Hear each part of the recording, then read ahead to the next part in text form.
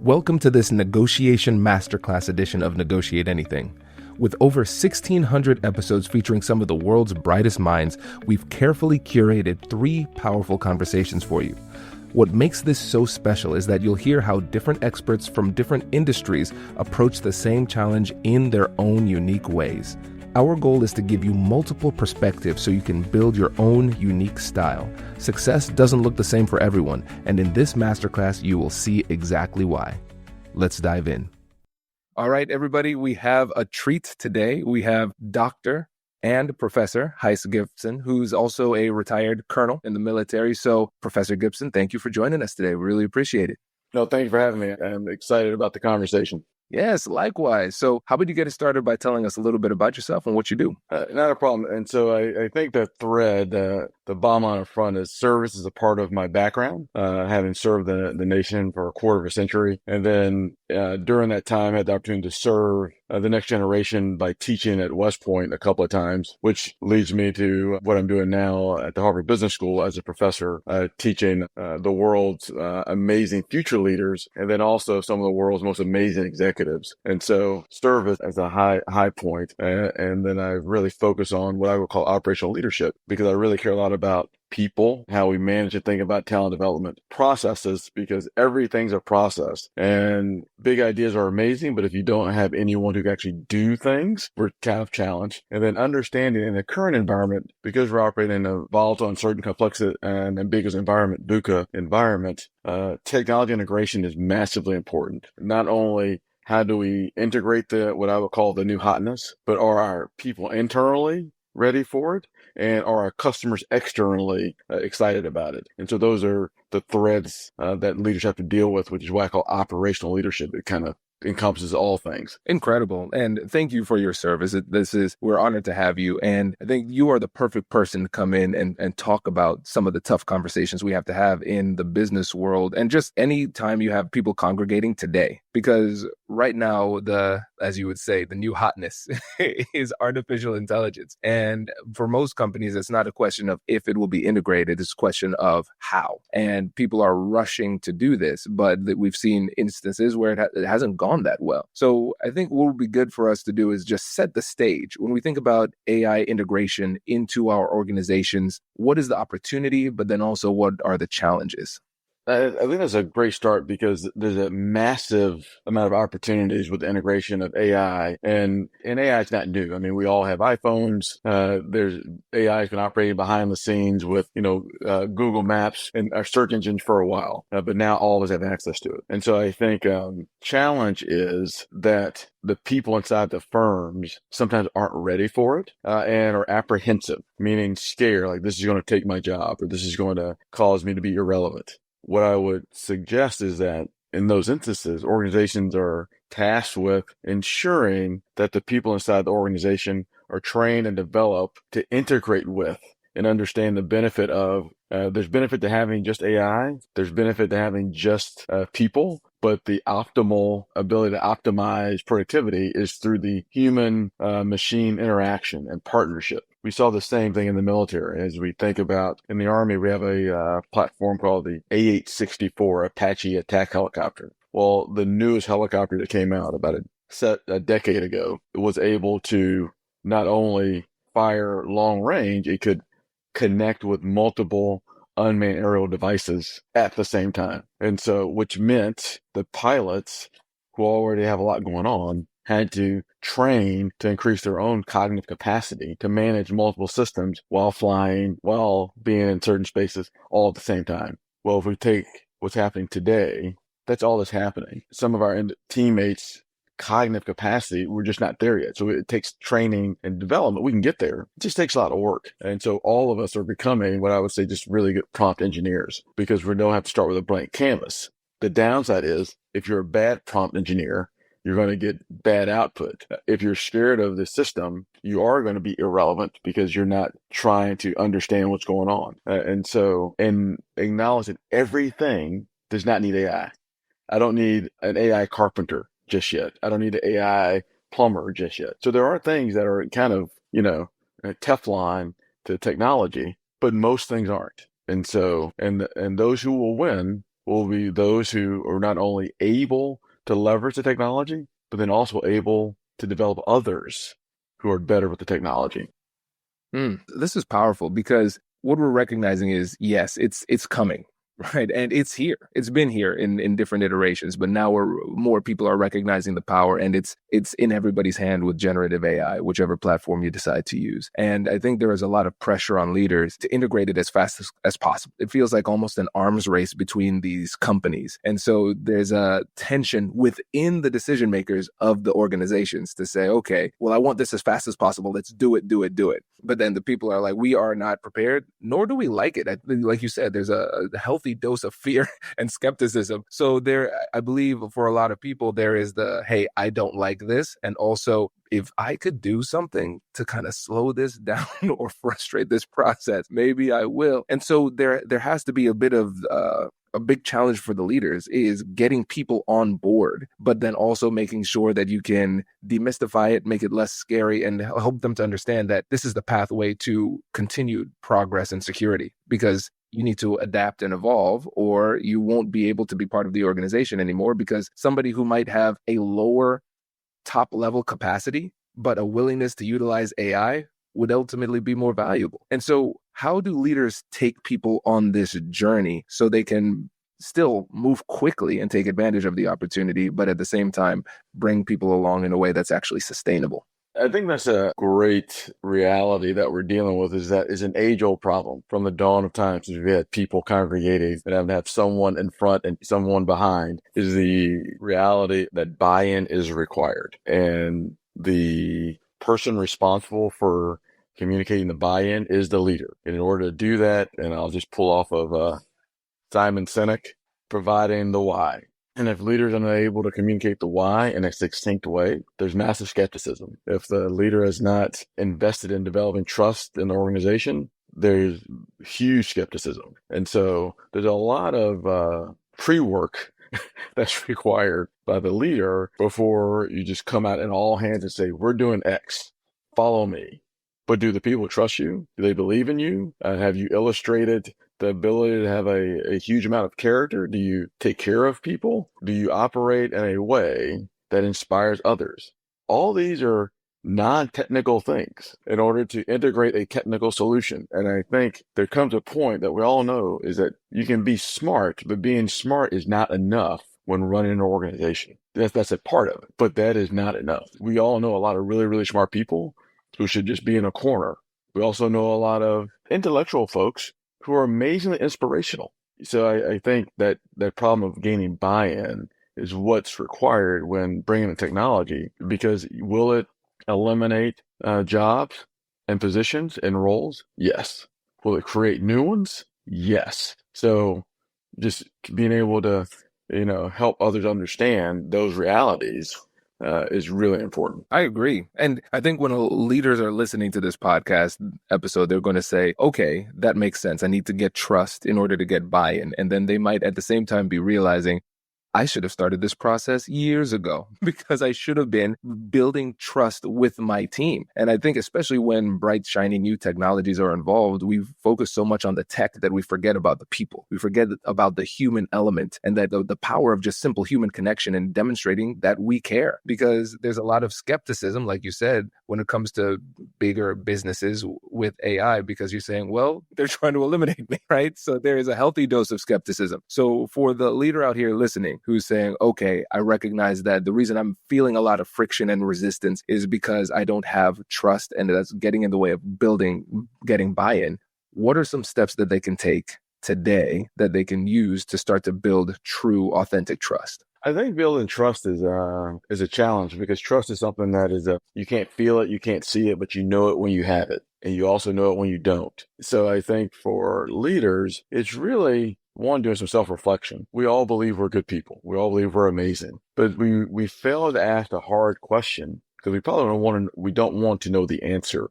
How do others experience us?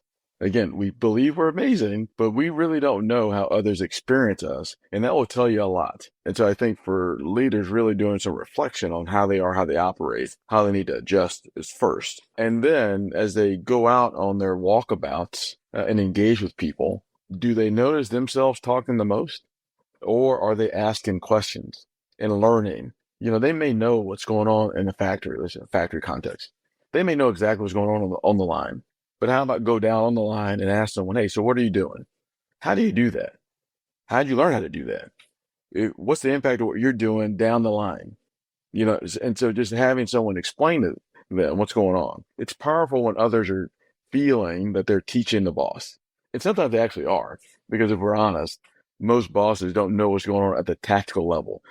Many leaders will say, I know what's going on the line. There's only some organizations where that's actually true. Mainly a factory context, sometimes a teams context, and definitely in a militaristic context. In those areas, the leaders generally have grown up in the organization, so they can actually say, I understand what's going on the line. Other than that, most people need to go and learn when they show up in an organization what's going on. Are they willing to learn? Are they willing to be vulnerable? And are they willing to acknowledge, I don't know? And so the best leaders can acknowledge when they don't know, and that's a very powerful statement. Let's go deeper into that, Heiss, because I think a lot of people are terrified to admit that they don't know. And so why is that such a powerful statement to make as a leader in really tough situations? Well, I think as a leader, the best leaders, I'll just say, will always make this statement. I always hire people better than me.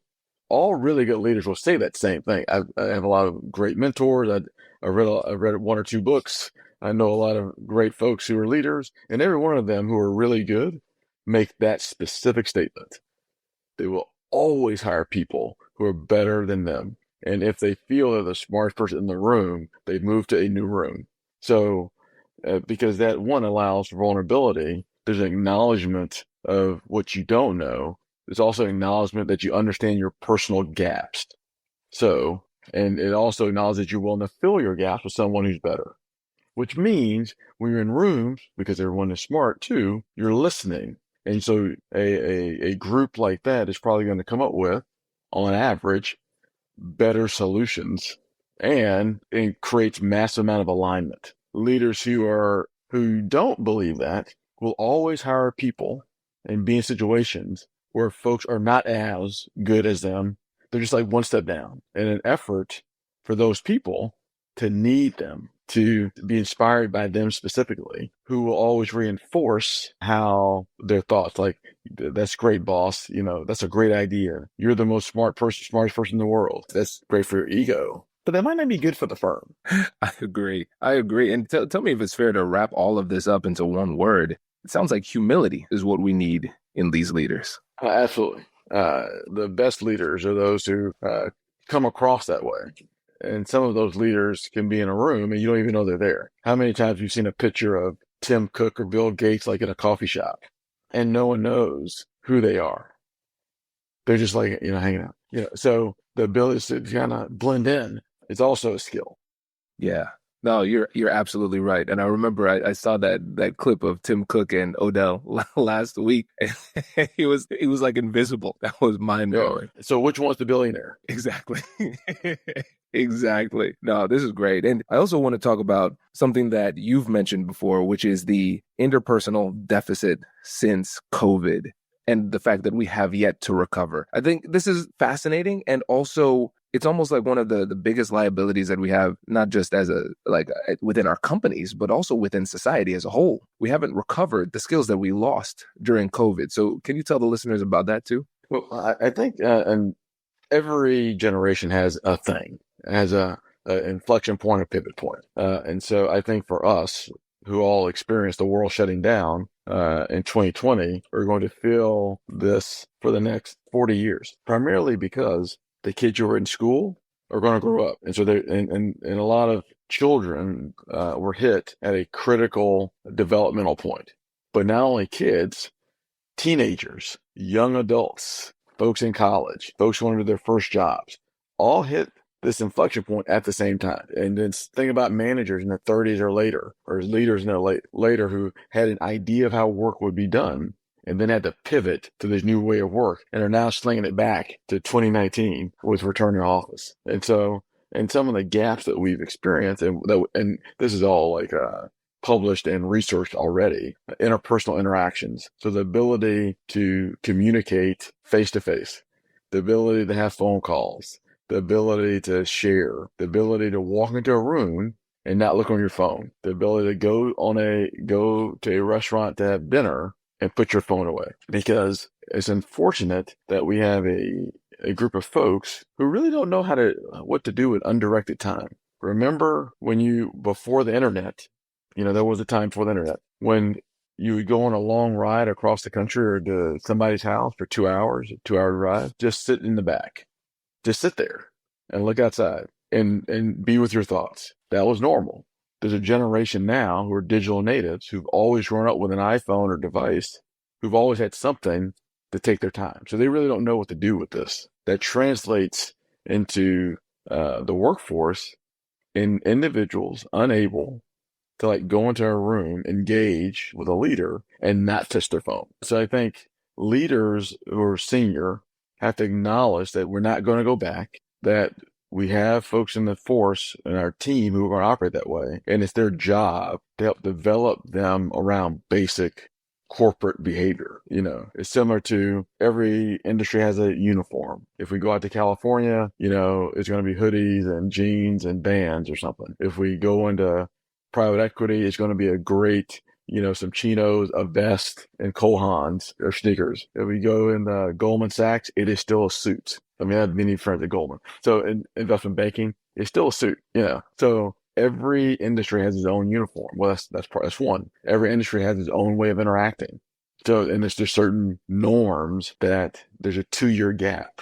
And folks have to relearn what those norms are. But the reality is those norms were learned by observation in an office setting that disappeared for a while. So I think now we will see if leaders will take on that mantle of reminding people about their cultural norms, their corporate culture, and what they expect. Yeah, I agree. And I feel like that's one of the hidden opportunities hiding in plain sight. It's just not as sexy and interesting as artificial intelligence, but it's so important because as technology improves, our ability to communicate has plummeted. And it is one of the most challenging issues of our time. And my belief is that the biggest challenge to humanity as a species is our inability to resolve conflict. We're getting significantly worse. And then when you think about the big issues of today, there are a lot of difficult conversations and negotiations that have to happen that are either not happening at all or happening at a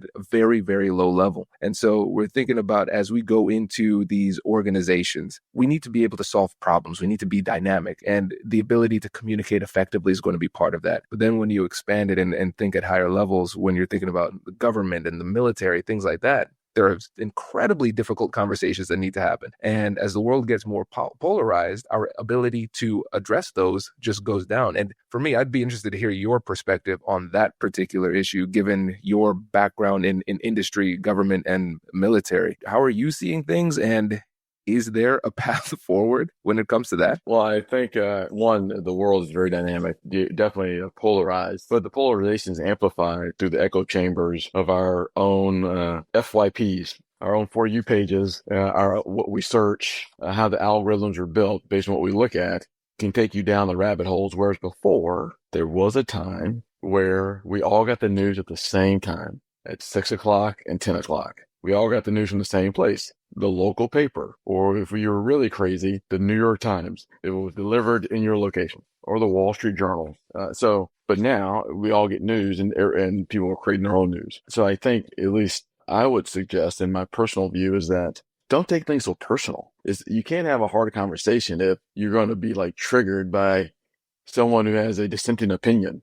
We just call that a debate. And so if you operate in fact and don't take it personal, you can have a much more fruitful conversation. And so folks are able to acknowledge facts, listen, understand, and are mildly pliable, meaning they're not so affixed to their view that there's no other view. There's a little bit, you can actually reach a solid solution. And so when we think about all of the challenges that we're dealing with real time now that we've dealt with over the last 10 years, at least for me, I've always been able to operate in fact, but that goes back to the education I learned at West Point, It has a lot of history, a lot of civics, a lot of world policy type classes and then reinforce through professional military education. Because as at least a United States military officer, you have to be exposed to a lot of stuff because you don't know what part of the globe you're going to be dropped in, and you need to have some kind of context with the space that you're in. It's not just do it our way. You have to understand how the folks in Afghanistan operate, how someone in South Korea operates, how someone in the Indo-Pacific operates, how people in Europe, across all those countries, how folks on the continent, which a lot of people think Africa is a monolith. There's like 52 different countries in Egypt, all on the continent. They're massively different from sub-Saharan to the northern portion, middle to the southern, east and west. That's a massive continent. And so I think operating in fact is the most important part. I think, unfortunately, we have, because of polarization, a lot of folks are operating in their own fact, which is bizarre to me personally, but they are. And when presented with undeniable information, are not willing to change. That's hard to debate, negotiate. And so you always have to like put those folks in the corner and focus on those who are willing to get on board. I agree. And it's becoming more challenging because I think there's an increasing level of fragility when it comes to our ability to stand firm in a difficult conversation in the face of somebody who has the audacity to think differently. And then I also think we're kind of transitioning to a post-fact, post-truth world where there's so many voices putting information into the world of differing levels of credibility and influence. And then we also have, with artificial intelligence now, we used to be able to say, hey, I'll believe it when I see it. And now you can see whatever you want with the ability to generate realistic images. And so when we're in this situation, I know when we think about in military, we have sometimes the opposition might withhold information they don't want you to see, but then also sometimes they will provide you with false information to lead you astray. And so when you think about it with your military lens, how do we as a nation, as a people, start to get to a point where we can align on what is real and what isn't, so we can operate from a base of common understanding to build a foundation of an effective conversation? Well, on that one, I think the interesting part is that we have cameras everywhere. Everyone is a sensor. Every person is a sensor, meaning we all have iPhones and or devices that can record. So there's really not any sense in arguing like what is, because you can see it, you can hear it. It was recorded, it was videoed, and so in that realm, I think we're sitting in a weird scenario where there's a portion of the population who is unrelenting and will only believe what they believe, even if it's against what is helpful to them. And so again, I think that we're in an unfortunate place where we will be challenged to move them, but there are those who are on the bubble, and that's where the focus should be aligned with those folks on the bubble, because you can waste a lot of energy on folks who are not going to change. And not to say you just need to dismiss them, but focus on those who are willing to be part of the solution versus part of the problem. And the reality is, once that happens, everyone's going to benefit, even those who are on the extreme ends, and that's okay. Right. No, that's a great point. That is a great point. Before we wrap up, I want to finish up on the idea of not taking things personally, because now I'm recognizing we've had over 1,500 episodes of the podcast, and we have not explored that topic enough. And I think you're the perfect person to talk about it.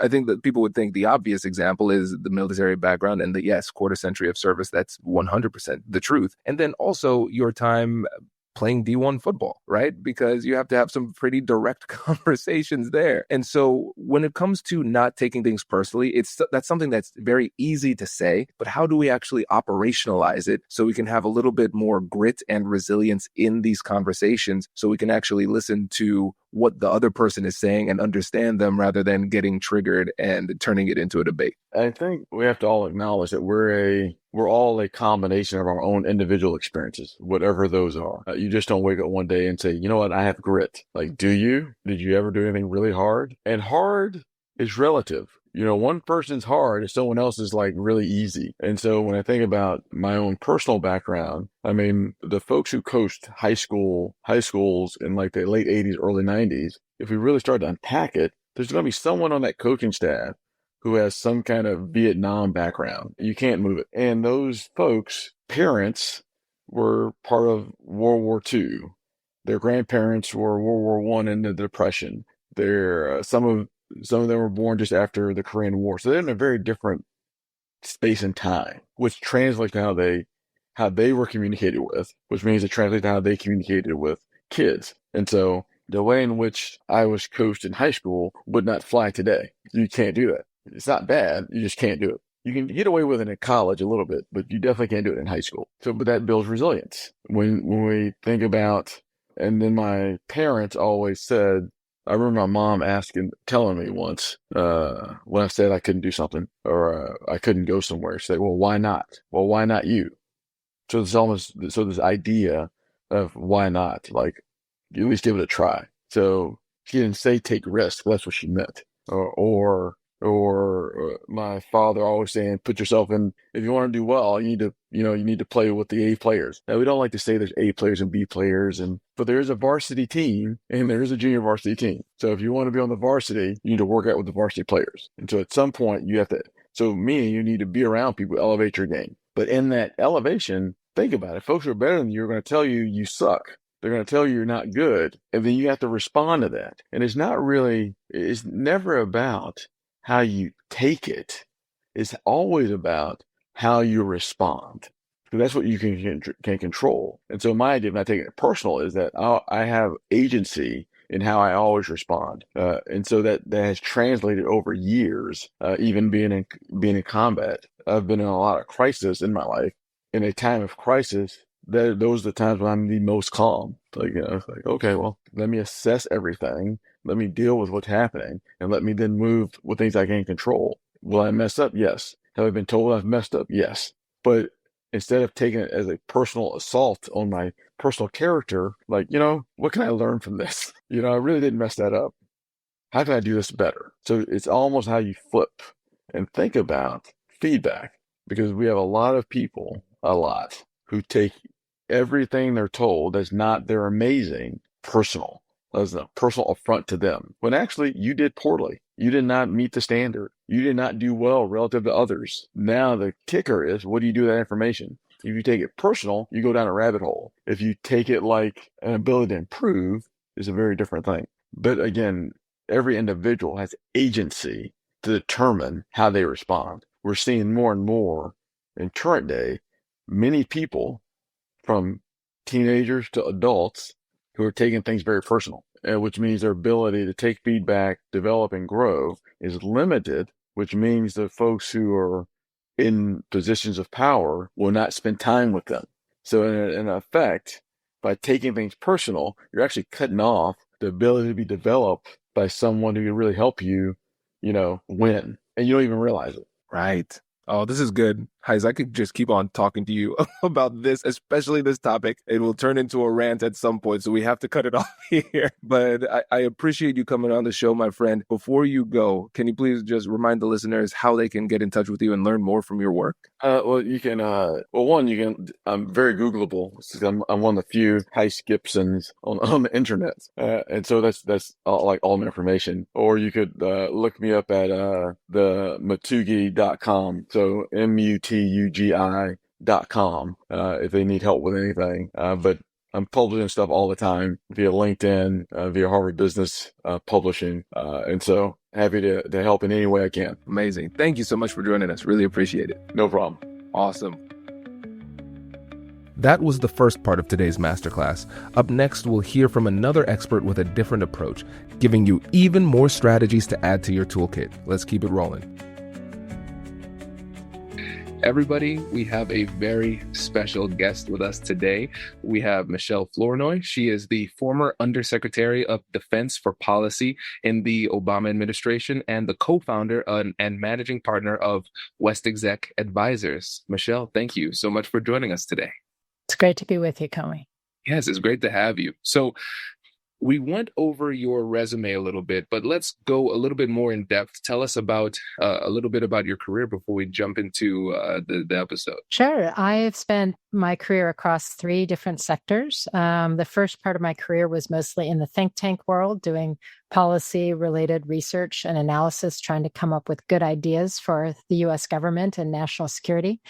And then I had a chance to serve in government, first in the Clinton administration, and then later later, as you mentioned, in the Obama administration, both times in the Pentagon, working on defense strategy and policy.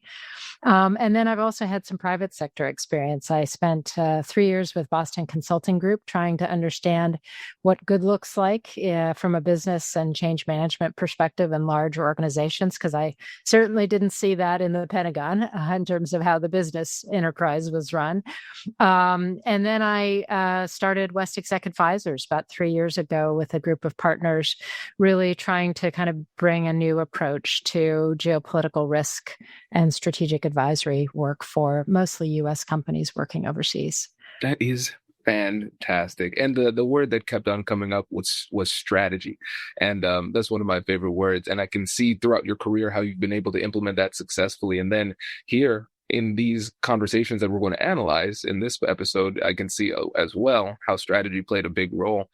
And so for the listeners, this is just a little bit of an outline of what we're going to do. We are going to go through 4 case studies of difficult conversations that Michèle has gone through throughout her career. And so we're going to analyze what was done well, what could have been done differently, and we're going to learn a lot through this. And so the first story is really exciting. It's the difficult negotiations and difficult conversations that occurred around the bin Laden raid and the decisions that had to be made. So, Michèle, can you tell us a little bit about that? Sure. When the intelligence community identified information that said they might have located bin Laden, one of the things that's important to remember is almost all of that intelligence was circumstantial. There was no direct evidence that it was, in fact, bin Laden in the compound.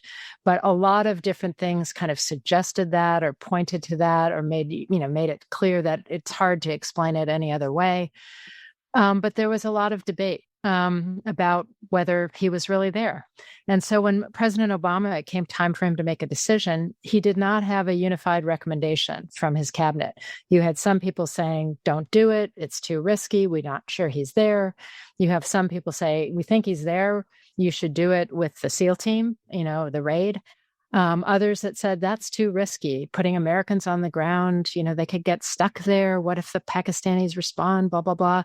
We should use a small experimental drone and try to strike him if and when he comes outside to walk, which was his habit. So anyway, Secretary Gates, in weighing in, along with the different cabinet members, she was initially in the school of, we should take the risk of going after him. This is our best shot, but too dangerous to put the SEALs on the ground. We should use this experimental drone. And when he came back from the White House, and I and my colleague, Mike Vickers, who was then Undersecretary for Intelligence, heard that that's how he had advised President Obama, we were both really concerned because we felt that there was a lot of risk using a system that had never been used before, had to be perfectly accurate the first time, and that a lot of work had been done buying down the risk, planning, plan B, plan C, plan D, all kinds of contingency planning to buy down the risk associated with putting the SEALs on the ground. And so we sort of looked at each other and said, okay, this is why they pay us the big bucks. Ha. This is one of those speak truth to power moments. He's not going to be happy, but we got to go talk to him. So we asked to see the secretary. We went in, we laid out in detail, again, why the raid made more sense, would give us higher chance of success, all the ways in which the risk had been brought down to a reasonable level. And he listened. This was a great leadership trait. He listened. He took it all in. He changed his mind. He picked up the phone. He called the National Security Advisor to say, I want to change my advice to the president. So that was a moment where, taking some risk to have a conversation that was not going to make your boss very happy initially, really was the right thing to do. And, I felt happy in the end that we did it. But also, I think, there's a lesson there. Though sometimes you really have to take the risk to have those hard conversations, particularly if you think someone's going to, a consequential mistake is about to be made.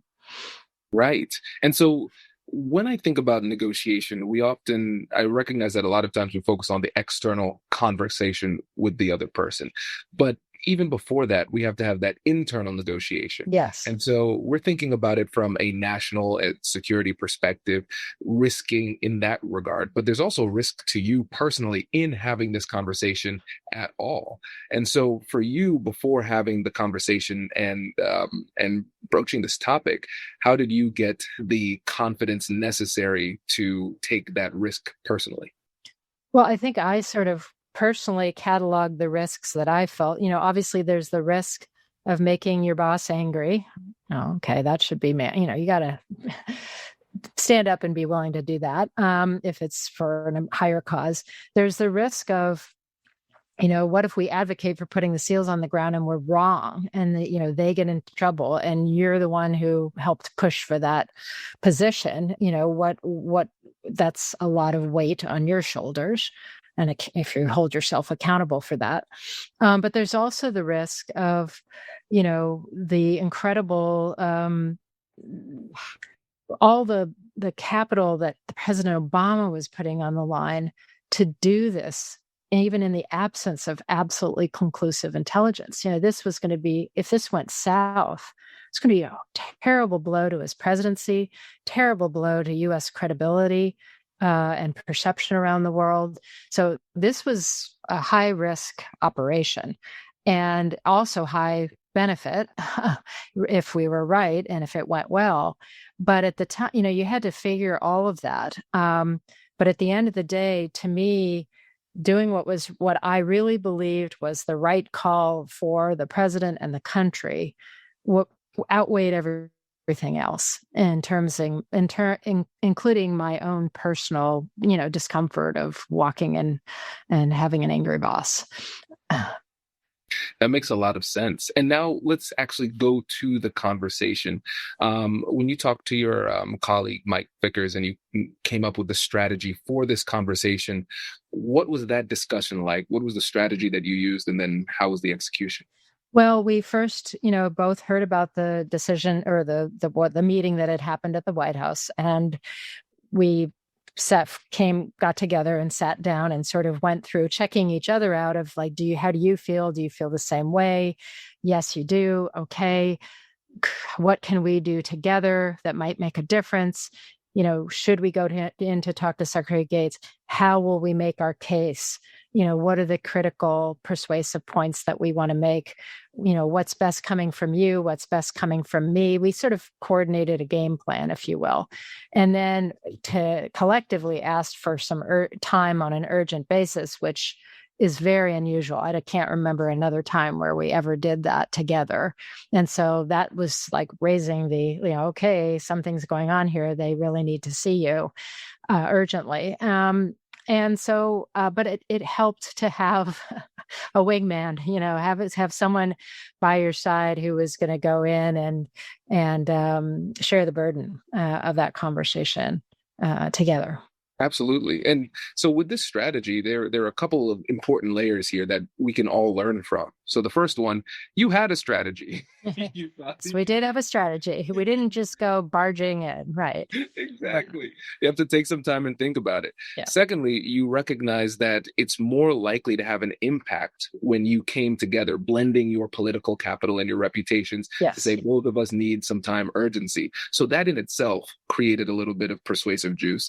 And I'd just say, Mike, he had years in intelligence. He's a former special operator himself. So the credibility that he could bring to speak to the intelligence, to speak to the operational details was higher than mine, for example, as the policy person. So we really tried to sort out where, who should speak to what based on that extra measure of credibility for each of us in different areas. Yeah, that's so smart because in those types of situations when you're essentially tag teaming a negotiation, and a lot of people can relate to that situation where it's you and a colleague or maybe several colleagues in a meeting trying to push forward a specific agenda or something like that. It's so important to have that alignment so everybody knows who is saying what at what time, so we're not stepping on each other's toes. Yeah, absolutely. Yeah. This is fantastic. Well, I feel like we could spend all the time on that story alone, but we still have 3 more stories to get to. This one is honestly my personal favorite. And so this is advocating for what you need at work. So can you tell us about that conversation with Secretary Gates? Sure. So I had co-led the Obama transition team at the Department of Defense. I didn't know Secretary Gates well before, but through that experience working on the transition team and when he was selected to stay, I was really excited that he asked me to stay on and be the Undersecretary of Defense for Policy. At the time, a couple things were going on. One is I had 3 children under the age of 10, so lots of demand at home. I also have a husband who has a career in his own right, and he was being asked at the same time to be the deputy secretary of the VA under General Shinseki. He had run the Veterans Policy Group for President Obama during his election campaign. Anyway, so I really wanted to take this job. This was a dream come true. But I also knew that my family couldn't survive me never being home.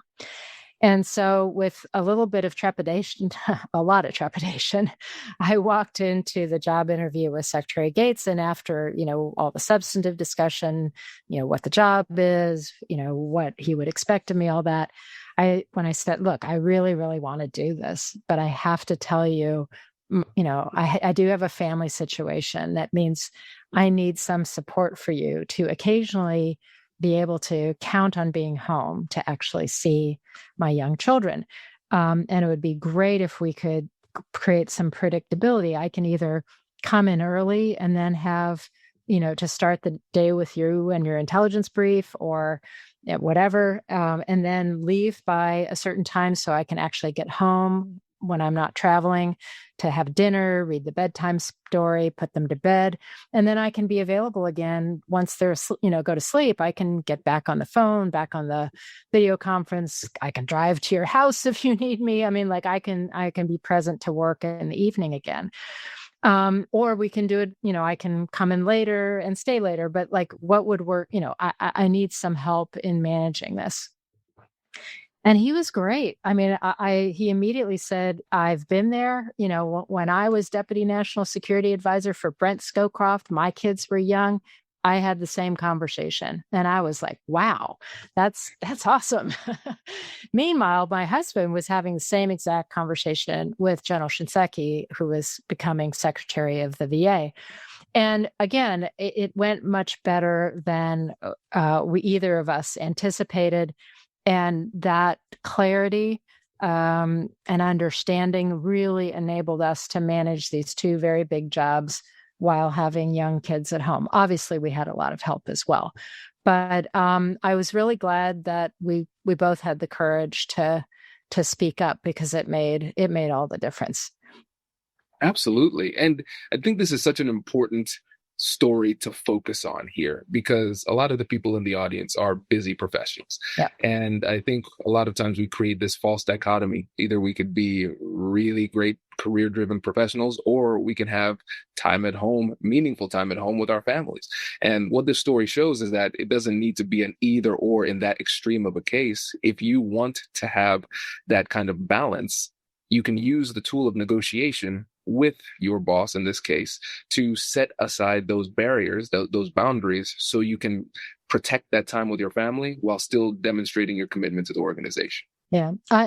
It wasn't ever really balanced, but it was limiting the degree of sacrifice I was asking of my family. It made it sustainable for a longer period of time that we could count on, that predictable time together in the evenings. And the fact that kids are incredibly resilient, things that I remember as traumatic moments where I couldn't make the school event or someone was in tears.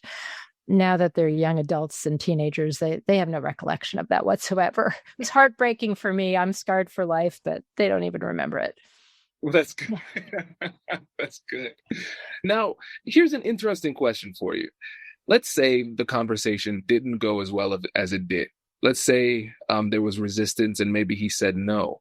Would that have been a breaking point for you? I don't know. I would have had to really think about it. And, that gets to the point of if you're going to have a conversation like this, you have to start by sort of assessing the person you're going to have the conversation with, because there are certain people who you could probably guess from the outset, this is not going to go well. They're not interested. They're not going to be helpful. And in that case, you have to ask, is that a boss I want to work for? I always say, choose the boss, not the job. And sometimes we choose that, an opportunity is so important, we're going to tolerate a suboptimal boss. For me, again, I was lucky in that I thought Bob Gates was going to be a great boss. And this just elevated my opinion of him even higher from the get-go, that he was willing to have this negotiation with me. That's fantastic. And I think this also gives us a good opportunity to transition into the work that you did at the Pentagon, specifically with the human capital strategy. Right.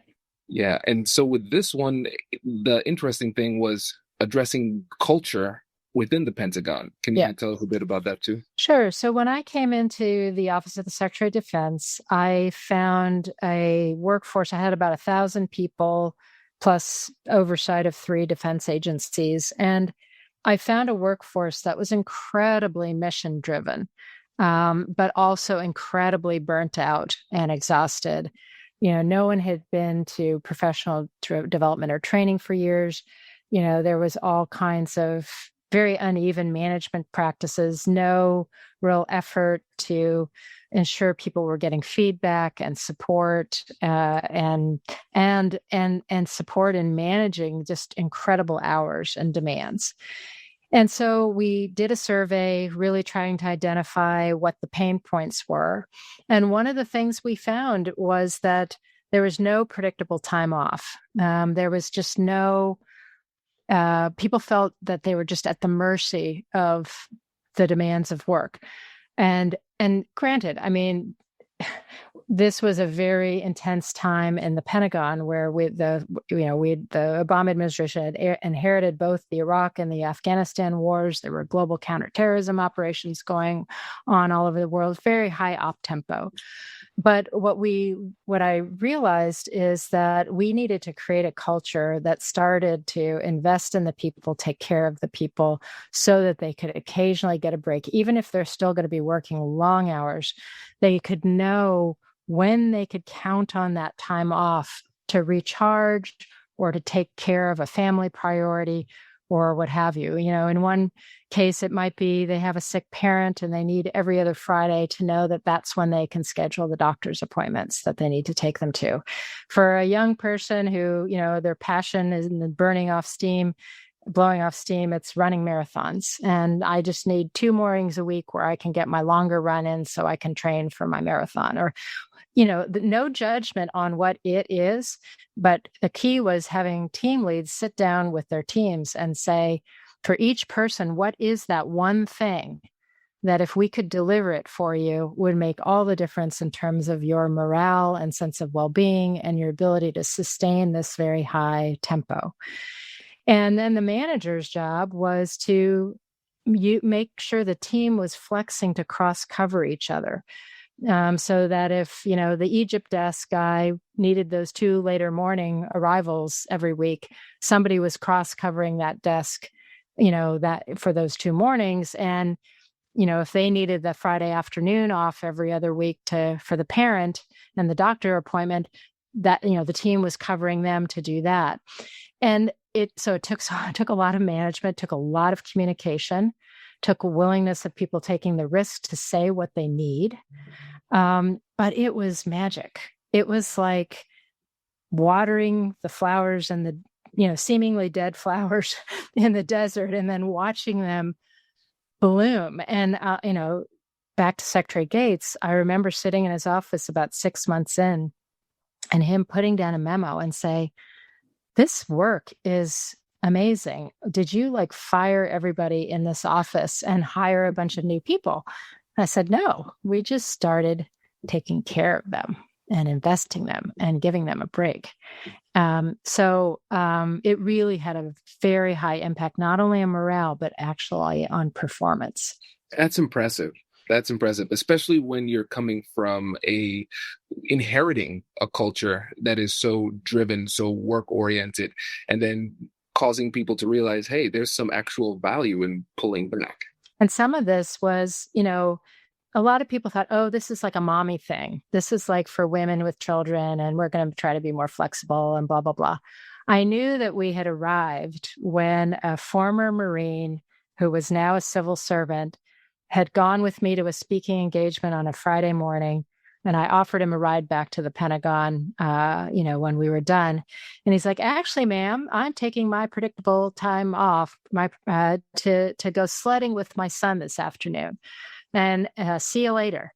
And I'm like, a former Marine telling his boss's boss that he's taken the afternoon off to go sledding with his son because he knows that it's actually okay to do that. Because I know that he worked, he's working his, butt off, and he's delivering, and he just created this successful event. Now he was going to go take his time. I thought, wow, if we've got that person changing with the culture, then we have arrived. We have truly arrived. Wow. That is a great story. And it also goes to show just that culture where people feel more comfortable expressing themselves, it's more resilient in the face of difficult conversations for him to feel comfortable saying that to you. Yes. Yeah. And I tell you, when you think about the change management, a lot of organizations are going through a lot of change. I think that's pretty obvious considering the pandemic and everything that we've been through over the past year or so. And yes, we can create these strategies. And yes, we can give it to the leaders to execute the strategies. But if you don't have a culture that is one where there's fertile ground for these conversations to happen, then the change is going to struggle to be implemented. Yeah. And to change the culture and the behavior, you really have to realign the kind of incentive structures. And so one of the things we did was we did these sort of spot surveys where 5 minutes survey the organization down at the lowest levels to say, what's happening in your office? Have you heard about predictable time off? Is your team leader sitting down? Has your team leader sat down and asked you what you need? Has that need been met? And so you could very quickly get it. The data, the response sources were anonymized, but I could cut the data by office and see which offices were actually walking the walk and which ones were just talking the talk. And so where it wasn't working in an office, then you could focus some management attention to coach those leaders. Okay, let's what do you not understand about this process? And then to back that up with clear incentives that you really recognize the people who are doing it well and hold them up as examples. But you also hold accountable the people who are not, and help supervisors understand that, look, if you can't get with this program, that's going to affect your performance evaluation. So what can we do to help you get to where you need to be? It's smart. So you have incentive structure, but you also have real accountability that is that's governed by the feedback of the people on their team. And again, that speaks to the follow through, which is an important part of the process. And it's really hard in a large, highly layered, hierarchical organization. It's very hard to see more than like two layers down. So you've got to find out whether it's management by walking around or pulling junior people into your office and almost like focus groups on occasion, or doing surveys. You have got to find some way to get ground truth, because it won't necessarily come to you. People manage up very well. They know what they should be doing. So that's what they tell you. That's what they are doing. But finding out what's actually happening takes some other methods sometimes to really get a picture of ground truth. Absolutely. And this goes back to what we talked about at the beginning. Strategy, right? The quality of your strategy is contingent upon the quality of the information that you receive. And so if we come up with this great strategy, of course, we're going to execute, but then the strategy is going to shift or evolve as we get information through execution. And again, we have to get high quality information. And so I really admire that you had that built into your strategy, how to get ground truth when it's difficult to get the real information organically. Yeah. Fantastic. And so this gives us time to address the last difficult conversation or negotiation. And this was a really interesting one, the post-Iraq drawdown negotiation. And so before we get into the nitty-gritty of this, because this one's pretty complex, can you tell us just a brief background of what's happening in this? Sure. So the Bush administration had started a phased drawdown in Iraq, and Obama continued it. One of the things we had to think through was what's the end state in Iraq, and not only from a military forces perspective, but from, will we have an embassy? Will we have consulates? Will there be an intelligence presence? Will there be trainers? Will there be other military folks? Like, what is the sort of normalized U.S. presence in Iraq look like? And so the National Security Advisor tasked the Deputies Committee, which are all the deputies of the agencies, to work together to come up with some kind of plan. So it started by really kind of putting the State Department in the center. The core of the post-drawdown relationship was going to be diplomatic. And so what does the State Department footprint need to be in Iraq going forward? So they came up with a design that had an embassy in Baghdad and then 3 consulates sort of spread throughout the different regions of the country. And we said, great. So now you're going to have the intelligence community that's working with their Iraqi partners kind of fall in on that structure. And then you have the question of how does the military posture that will be for security assistance and cooperation and training and potentially some contribution to protecting the American presence, how will that be designed based on this State Department and intelligence community laydown? So we had this beautifully integrated plan that we were all very proud of, worked very, very hard on in all these interagency meetings. And then we took it up to Capitol Hill as part of the budget request to say, we need you to fund this. And at that point, given the way the Congress is structured, they broke the plan apart into the different agency pieces. So the Defense Department piece went through the Defense Appropriations Committees and got 100% funding. The intelligence piece went through the intelligence committees and got, 90, 95% funding. And then the State Department piece went through the State Department committees who are very budget constrained, and they got like 50% funding. So now the whole plan falls apart because now we can only have 1 or 2 facilities, and we've just done this whole plan based on a countrywide presence of 4. So we had to go back to the drawing board, but it just was not only an interagency negotiation, but then this very complex Hill negotiation where you had to negotiate different parts of your plan with different committees of jurisdiction, which made it very hard to get something coherent out of it. This is interesting. And I think there's a lot that we can take from this just in our everyday lives, whether people are in the business world or nonprofits or education, because we come up with plans all the time. And sometimes it's us and our team, we're working on a project. We say, this is it. This is gold. And then we take it to the person who has the budget or the person who makes the final decision. And they're like, I don't think it's gold. It's something, but it's not gold.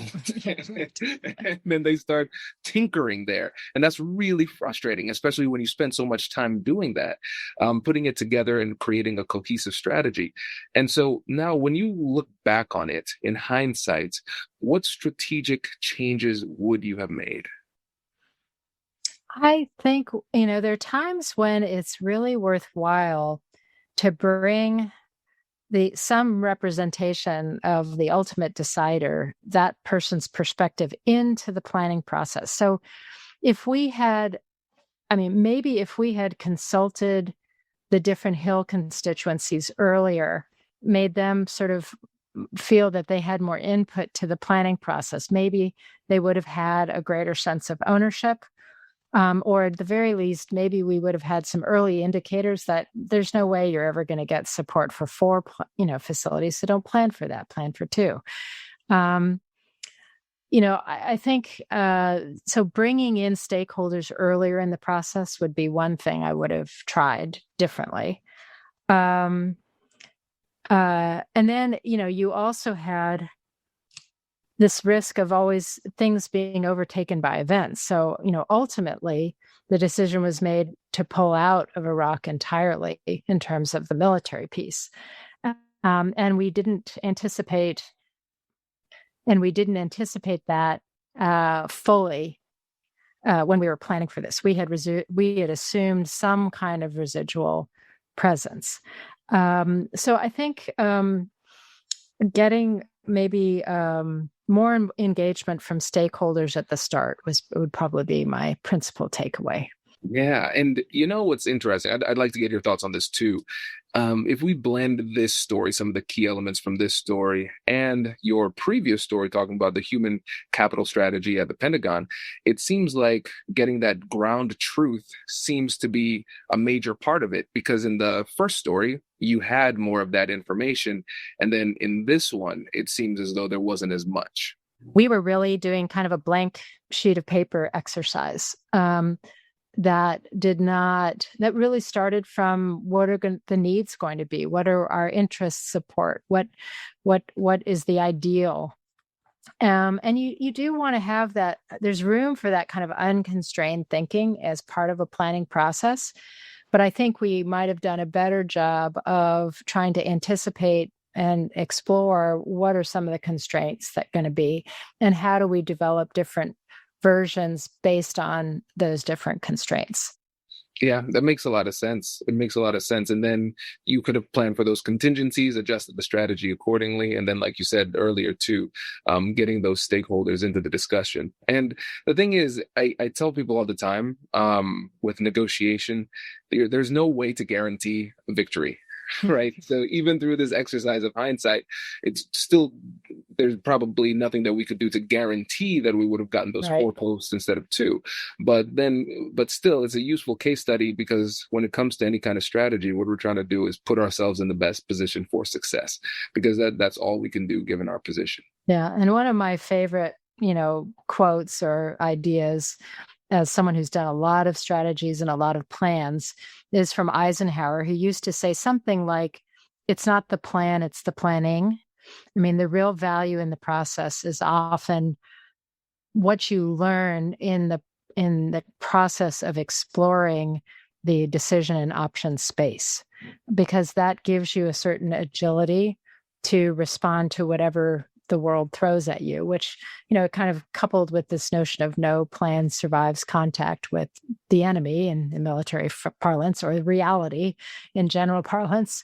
And so the value of it is this process of having thought through a lot of the issues and being able to adjust quickly to deal with new circumstances as they arrive. That is fantastic. And Michèle, we really appreciate you coming on the show and sharing your wisdom and experience with us. And listeners, if you're interested in getting in touch with Michèle or her team, make sure to check out westexec.com or send an email to info@westexec.com. And of course, both of those are going to be in the description below. Michèle, thank you again for coming on the show, my friend. A really fun conversation. I enjoyed it. You've just heard one powerful perspective, and now we're moving on to the next. A fresh voice with a new angle on the same challenge, so you can keep expanding your skills. Let's dive in. Brian, thanks for joining us again, my friend. I appreciate every time we have an opportunity to do this, Kwame. Yes, likewise. And so for the listeners who might have missed your first, second, third, or fourth appearance on the podcast, can you tell them a little bit about yourself and what you do? Sure. My name is Brian Ahearn. I'm the Chief Influence Officer at Influence People, and I work with individuals and clients to help them hear the word yes more often through social psychology, and very specifically teaching them about the science of ethical influence. Amazing. And Brian, today we are here to talk about a very exciting project, and a project that I know is very close to your heart, which to, I think, a lot of folks who know you might seem like an odd deviation from what it is that you typically do. So can you tell the listeners about your new book and the reason why you felt so compelled to write it? Sure. The book is called His Story, My Story, Our Story, and it's about my relationship with my late father, Brian Ahearn Sr. My father was in the Marine Corps from 1962 to 1969, and during that time spent 13 months in Vietnam. And it had a profound impact on him. People weren't talking about PTSD back in the 60s, and ultimately, I think his struggles in trying to cope led to the downfall of the marriage with my mom, a lot of turmoil growing up. And when he passed away in the year 2020, I decided to write a book about our relationship because we had overcome a lot of difficult times, and we were actually in a good place at the time of his passing. And as I wrote the book, I learned a lot about PTSD and was able to have a lot more grace and empathy for my father, not dismissing the bad things that he did, but still having grace in terms of thinking, how would I have been if I was over in Vietnam at 22, 23? And I don't know how I would have responded coming home. So that's what the book is about. It follows our relationship, but it also kind of looks at my life and his life separately too. And he also wrote a lot about his time in Vietnam. So you get firsthand account of his time in the Corps and the time over in Vietnam. Wow. Yes. And from my perspective, reading this, it was really interesting to see how different, but at the same time, how similar it was to some of the things that you've written in the past and the work that you do. Because for you, as somebody who is a master of sales, persuasion, and influence, I can see so many of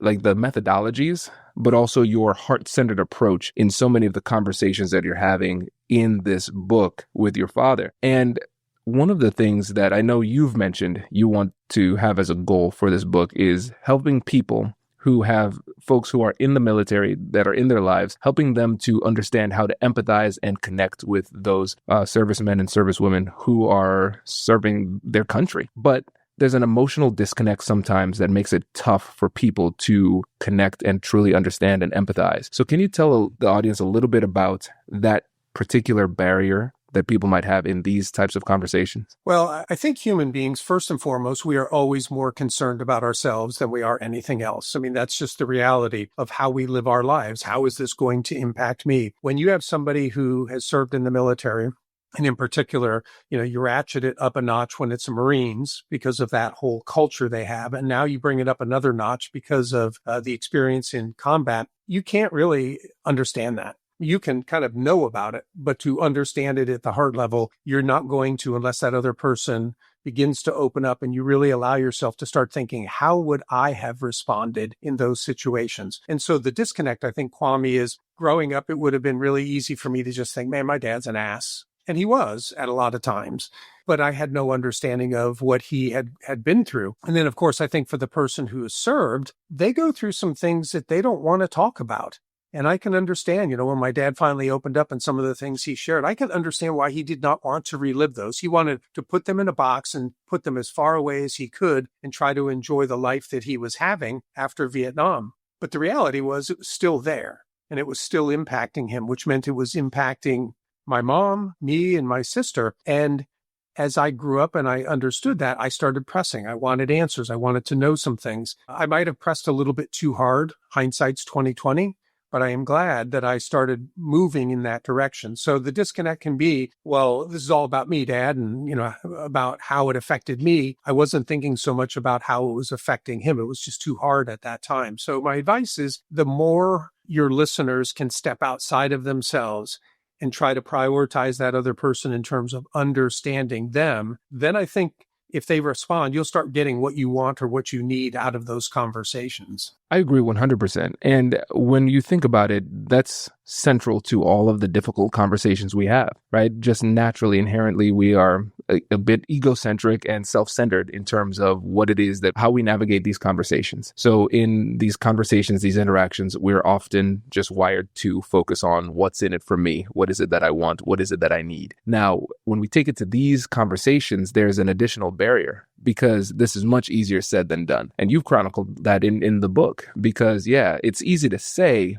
focus on the other person. But we also have to recognize that the person who served, who might be dealing with PTSD or other forms of trauma, they are feeling it emotionally. But then the person who is their family, their friend, their spouse, their loved one, their child, whatever it happens to be, they're also feeling it too. Because this is a situation that impacts everybody involved. So it sounds like there's a lot of self-work that needs to happen in order for us to prioritize the other person in the conversation. So when you look at your experience, what was the self-work that you needed to do to even get to that point where you could prioritize your father in that way? One of the big things, and I wrote about this in the book, is I was reading a book called The Body Keeps Score by Bessel van der Kolk, I think it is. And that's what really started to drop things from my head to my heart.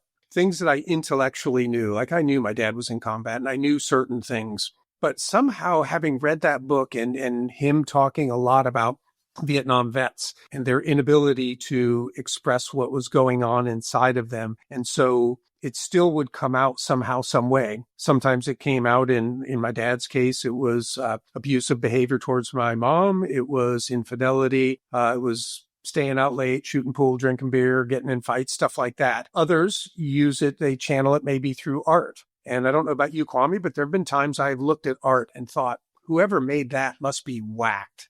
What's going on inside of that person? And now I have an understanding like that is the expression of something they cannot put into words. And the more I started to understand that, the more empathy I started having for my father. And the book opens up with an unfinished letter that I was writing to him. And I say, as I was reading the book and I would think about my dad, I would just cry because I just thought 23 years old. Think about when you were 23, Kwame. And for me, that was a long time ago now. At 23, we think we know what's going on and we really don't know much. But at 23, for him to have experienced what he did and come home and have 2 young kids and the responsibilities and all the stuff that was going on, I have no clue how I would have reacted in that situation. And so for me, that really started helping me tremendously to have more empathy for him. Let's actually talk about the letter, Brian, because that's one of the things that started off the book. And just, can you tell the audience a little about the letter and the impact it had on you just going through that process of writing it? Just imagine this, Kwame. If you were to sit down, you love Whitney. And you can talk about that. But if you sit down and really begin to focus, to put your thoughts about your feelings for her on paper, you start feeling differently. And you probably would have tearful moments. You'd probably have moments of elation and how happy you are. And well, now let's take that and just shift over to something that's not so enjoyable maybe, but to try to ponder that other person and what they went through and seeing, friends killed.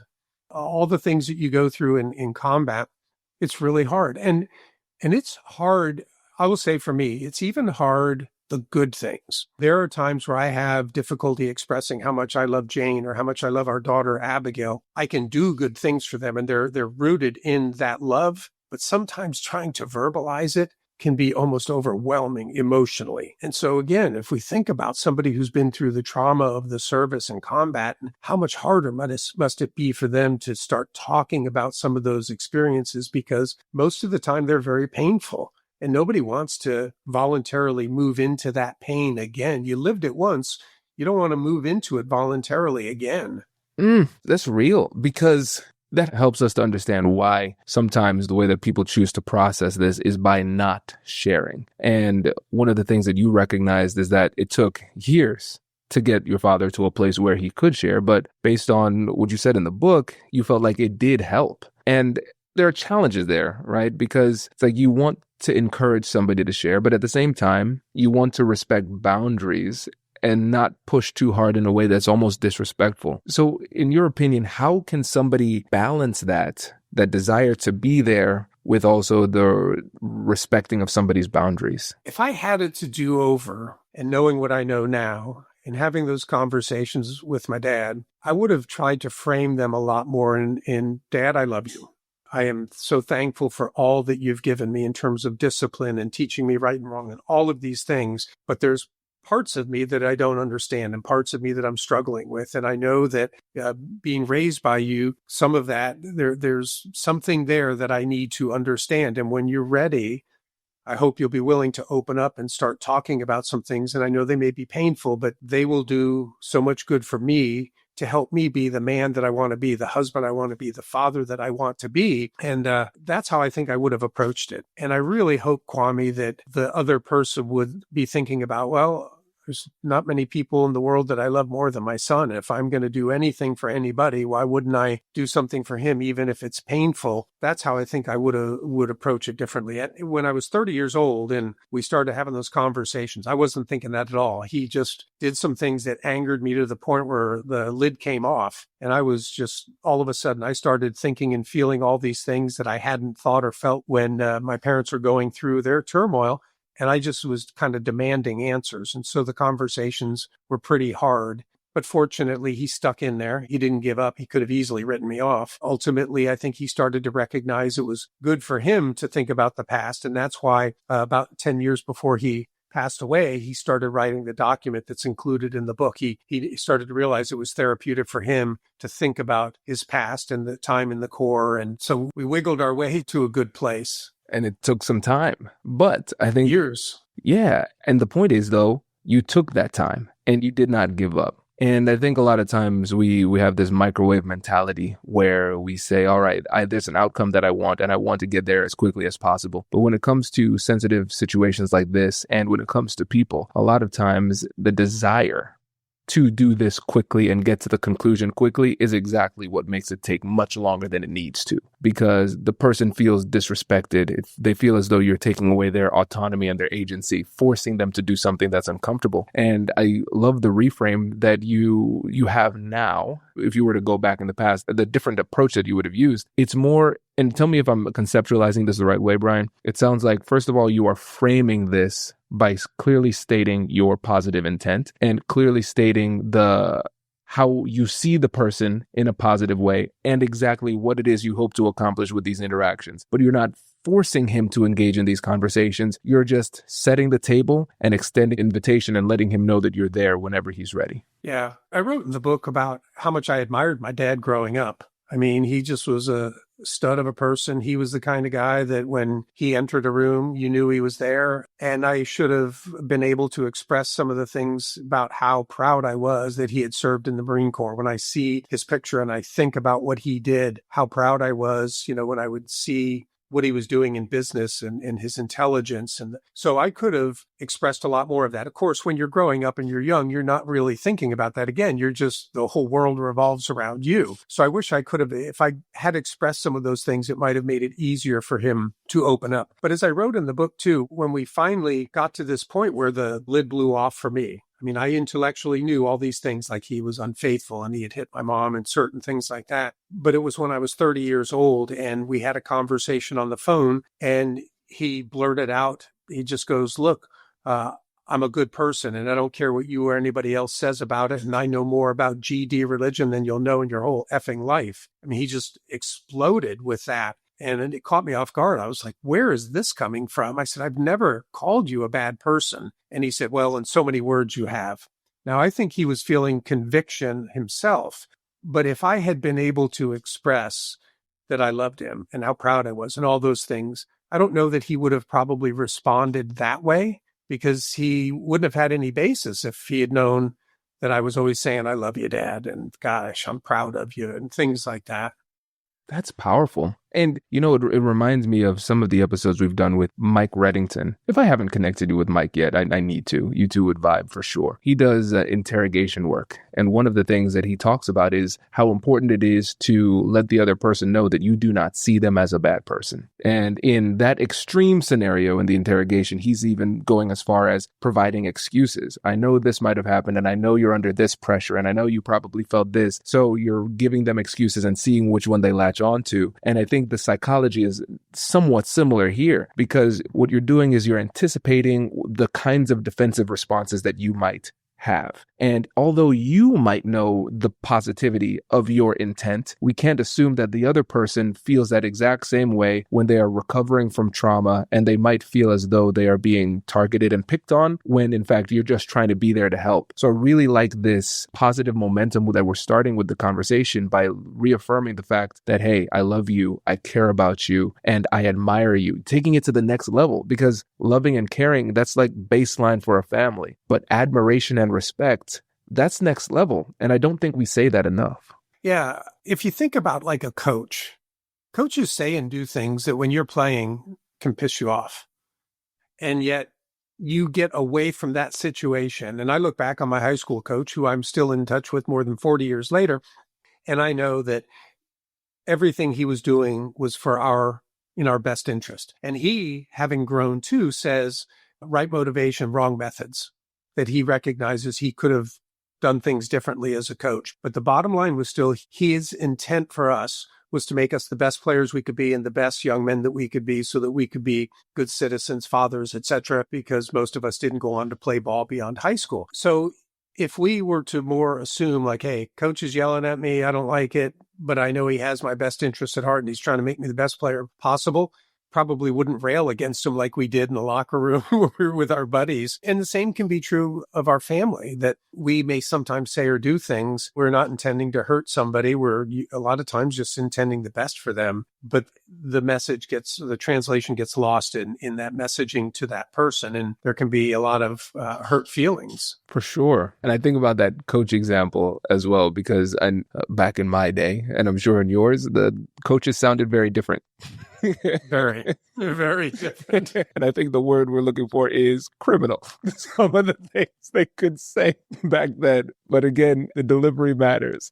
The delivery matters. When I think about these conversations that you had with your father, I'm sure there was a part of you that was probably thinking, you know what, it is better that I don't have this conversation. You know what, my dad does not want to talk about this. He'd rather just bury it deep in his soul. Maybe that's the way I should do this too, and I'll just try to process this on my own. And sometimes we find ourselves in a situation where even though we try our best, the other person doesn't want to open up. We can't force them to. But then there are other situations where we don't allocate enough effort or intentionality to the conversation, and we give up too quickly. Like we try one time, it didn't feel good, so I'm going to leave it for the rest of my life. So when we think about our motto at A&I, we say the best things in life are on the other side of difficult conversations. And so a lot of times people they can't really imagine that other side of the conversation, so they don't feel properly motivated to have the conversation. So for you, speaking as somebody who has gone through it, who has dedicated years of your life to trying to break through and then having made some inroads, when you're thinking about the people who might say it's not worth it,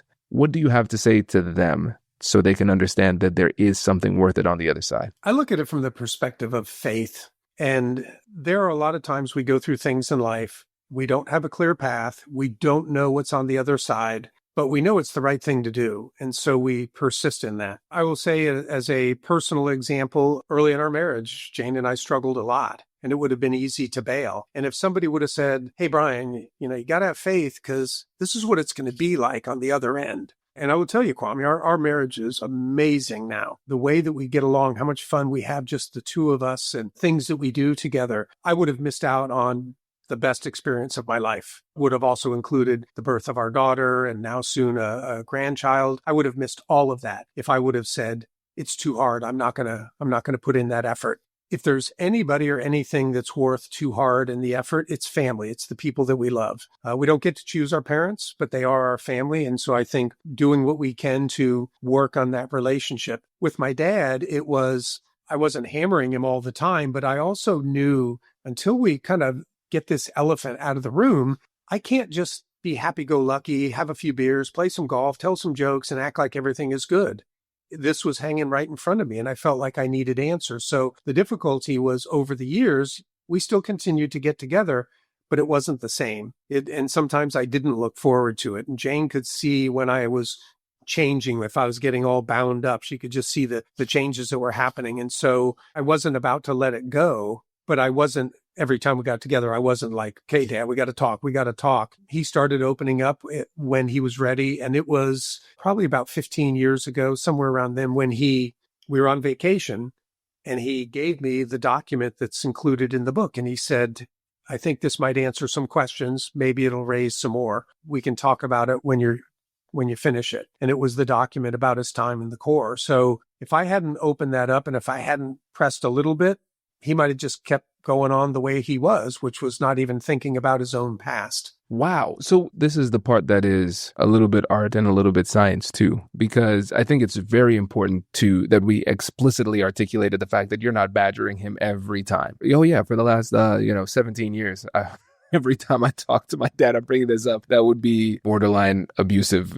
Really, just like forcing somebody to talk about their deepest trauma, but you kept the door open. And I think that's really important. And also too, because I know there are going to be some people who listen to this who might say, well, that might have worked with your dad, but you don't know my dad. You don't know my mother, or whatever it happens to be. But it sounds like, and I'd love for you to speak to this, because it sounds like as you were preparing for these conversations, as you were getting into the right mindset, as you were trying to be more empathetic, that process of preparation was cathartic and healing to you, in a sense. So even if the conversation never happened, you would have been a better, more self-aware person as a result of just preparing for the conversation. Yeah, I learned to temper my expectations. I got to a point where I thought, he may never end up being the person I would like him to be, at least in terms of like his openness and things like that. But I can still enjoy being around him. And so we would go down on vacation and we would spend time together and I would enjoy the time. And I knew that he really looked forward to it. I could tell by the way he hugged us and how happy he was when we first got there that he so appreciated our time together. So just over time, you have to adjust your expectations. People will not be who you want them to be. We have to learn to accept them for who they are. And I appreciated that he at least had tried. To the point about somebody thinking, well, you don't know my dad. I would say you don't know my dad. Again, think about this, 7 years in the Marine Corps and how hardcore you become with that and being a combat veteran. And I tell you, Kwame, I never saw my dad back down to anybody. If he thought you were cheating him out of a dime, he was going to be in your face. I will share this story too, that when we got to the point where we sat down to have this conversation, we kind of met in a neutral place between where he lived and where I lived. It was a restaurant, and he could not understand why I wanted to rehash some of the things of the past. So I said, Dad, what would you do if I hit Joe? That's the lady he ended up marrying. He was married to for 38 years before he passed away. I said, Dad, what would you do if I hit Joe? And he leaned across the table and he looked at me and he goes, I will, and you can bleep this out if you want, but he goes, I will fucking kill you. And I said, what if you found out it was 5 years ago? He goes, I don't care when it was. If I ever find out you laid a hand on her, I'm going to fucking kill you. And I said, well, good. Now you know how I feel about the divorce. Even though it was 12 years ago, it's right now for me and I want to talk about it. I share that story because there aren't probably too many parents who will say what he said to me and mean it. That's the thing. I could see in his eyes and the intensity. It didn't matter that I was his son. The most important person in the world was her. And I do not fault him for that at all. Again, as I look back, she helped him get through the trauma that he was dealing with. Now, she says she doesn't know what she did. She probably was just the empathetic ear. She was removed from the situation. But nonetheless, his world revolved around her because of what he felt she did for him. And so I don't look back on that and feel animosity toward him. I understand why he felt the way he did in that moment. But my point for this is just, my dad was as intense as they come, and yet he did change. And I think it's available for anybody. It does take two to tango, but I think he started getting to the point where he did want to change and he wanted to understand things and he wanted a better relationship with me and all the things that come with that. So again, you don't lose faith. You do what you know is the right thing, and then you trust God that he will be working on that other person as well. Whether or not they choose to respond, they still have free will, but that would be my advice for people. That's so good. That's powerful. And again, when I think about your life, your relationship with your father, and then the healing that came from this, not just for you, but this is a generational type of thing. And this is something you talked about in the book as well. The healing really in many ways, and the work that you put into yourself prevented a lot of negative generational momentum that had been passed down. And so the return on investment that we have for this type of conversation is much bigger than what we ever think it could be, because the ripple effects of the conversation will reverberate for generations. And that gives us an opportunity to talk about the bigger picture here, because this wasn't just written for the sake of sharing your story. We think about the last part of the title, his story, my story, our story, right? There's something bigger here. So when you think about the impact that you want this book to have, what does that look like?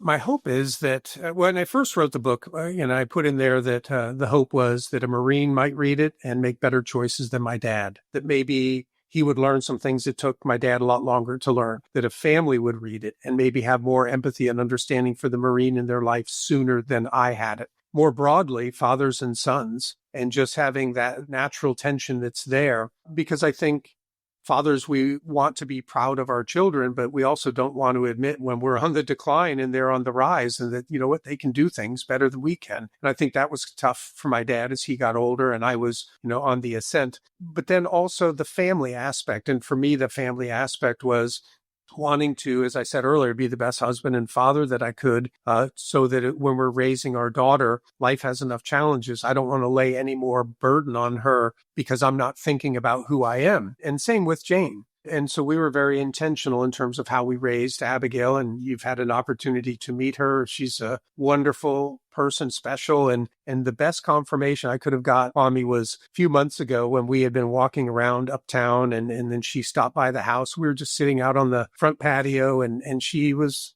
thanking us because she said, "I've had a great life." She goes, "I love this house. This is the house I grew up in. I love this neighborhood. And I know I'm loved by you guys. And I'm loved by God." And she said, "I wouldn't change anything." And it's not to say we didn't make mistakes along the way, but everybody will. But for your son or daughter to say you did it right, man, that meant a lot. That means everything. That means everything. Yeah. Wow. Brian, thank you so much for joining us. It's powerful as always. And again, before you go, I always want to make sure to give you an opportunity to let folks know again about the book, where they can get it and how they can get in touch with you too. So the book's available at, Barnes & Noble, Amazon, places like that. If you want to learn more about the book, the website is brianahearn.biz, B-I-Z. If you go to that, you'll read some testimonials, see a short video. There's a lot of information out there about the book, but you can get it directly on Amazon. You can get it at Barnes & Noble. In terms of getting in touch with me, if you liked what we talked about here today, LinkedIn is probably the best place. Just reach out to connect on LinkedIn. I connect with everybody. I will ask you how you found me. And if you tell me how you found me, I'll still send you a personal message to keep the social in social media. Amazing. Brian, thank you again for coming back on the show, man. Really appreciate it. Well, appreciate you having me on. I look forward to number 7 or 8 or whatever the next one will be. Many more to come. I'll write a book just so I can come on the show again. I love it. Oh, this is good.